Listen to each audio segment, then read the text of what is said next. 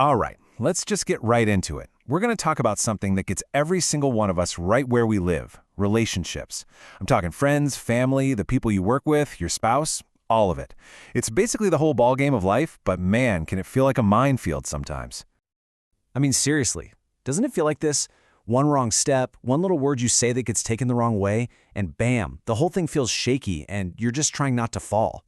It's this nonstop balancing act, and honestly, it can be completely exhausting. And this is the result, right? It just feels messy. It's confusing. It's all tangled up.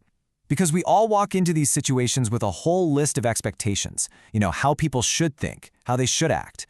And then, when they don't, we're the ones left feeling frustrated or let down. If that sounds familiar, you're in good company. So what's really going on here? Why is it that we can try so hard, have the best intentions, and things still just fall apart? Well, it pretty much boils down to one major mistake. We try to do it all on our own. We try to carry the entire weight of it by ourselves.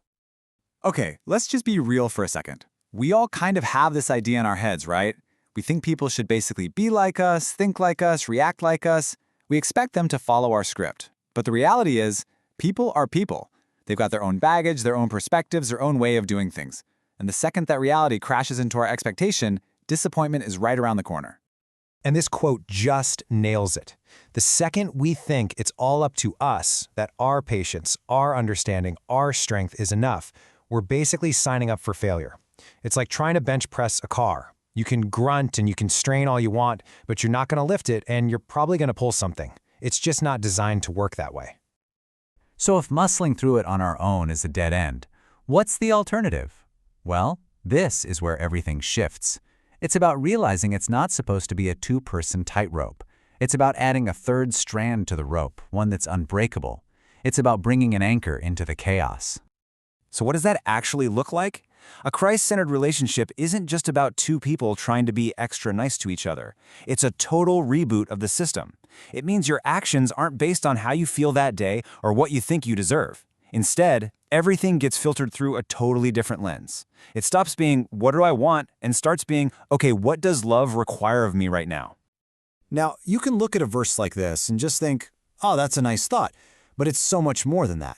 This isn't just a friendly suggestion. This is God's actual blueprint for how relationships are supposed to work. Think about it. Humility, gentleness, patience. These aren't just personality traits. They are the actual tools that keep things from exploding.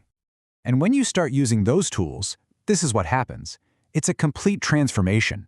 You stop seeing the other person as just an obstacle or an annoyance, and you start seeing them as someone God loves deeply.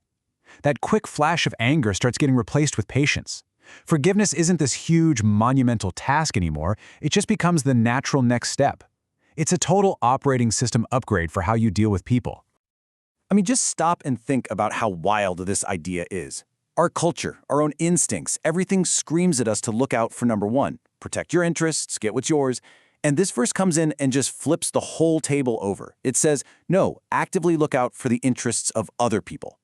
That single mindset shift has the power to diffuse almost any argument you'll ever have.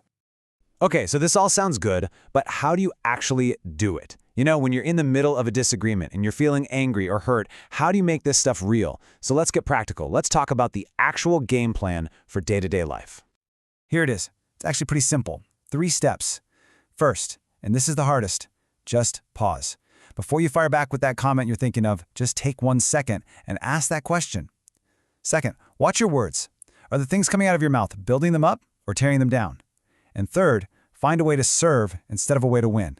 It might be as simple as putting your phone down and actually listening to them. And we have to talk about forgiveness, because this one's a game changer. We tend to think forgiveness is something we do for the other person, like we're giving them a gift. But that's not the main point. The Bible frames it as something you do for yourself. It's you deciding to let go of the bitterness and resentment that's weighing you down. It's not about letting them off the hook. It's about getting yourself off the hook of having to carry all that anger. I love this way of thinking about it. Every single interaction you have, the good, the bad, the boring, is an opportunity. It's like a lab where you get to experiment with applying grace, with practicing patience. It's a place where you can actually let a little bit of heaven break through into your messy, everyday life. Your relationships aren't just problems to be managed. They're arenas for miracles. And that really brings it all home. We have to kill the idea that the goal is to have perfect relationships. It's a myth. It's never going to happen. You're going to mess up. They're going to mess up. The real goal isn't perfection, it's presence. It's about inviting God's presence into the middle of the mess and letting that guide how you show up for other people. That's the win. So, let's land the plane with this question. Make it personal. Right now, think of one relationship in your life that's maybe a little strained or difficult. What would it look like today to intentionally invite Jesus into that specific situation?